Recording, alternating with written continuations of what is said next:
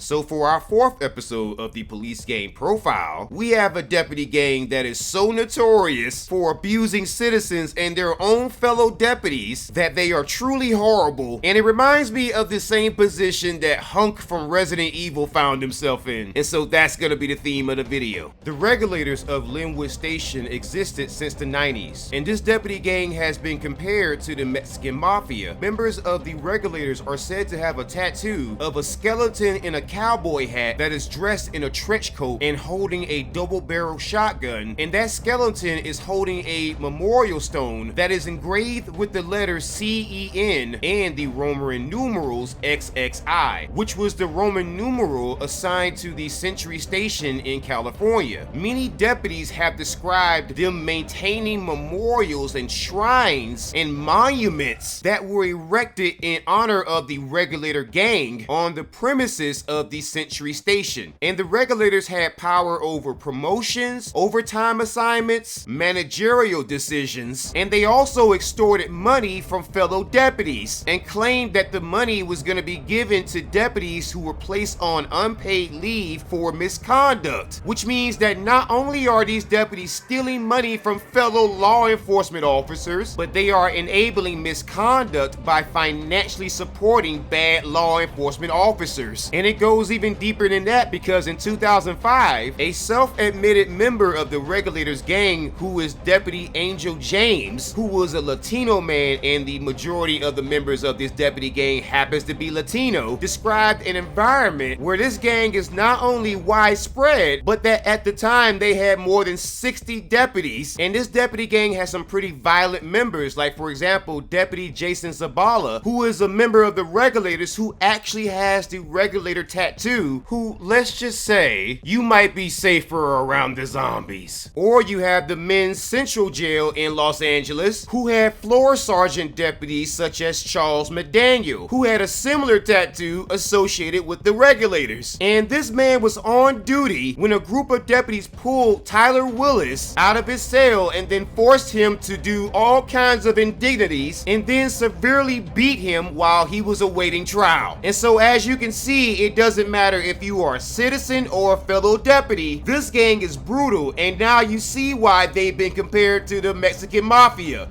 If the shoe fits, you must wear it. Pretty damn bad, huh? Because this is America. And in America, It's business as usual.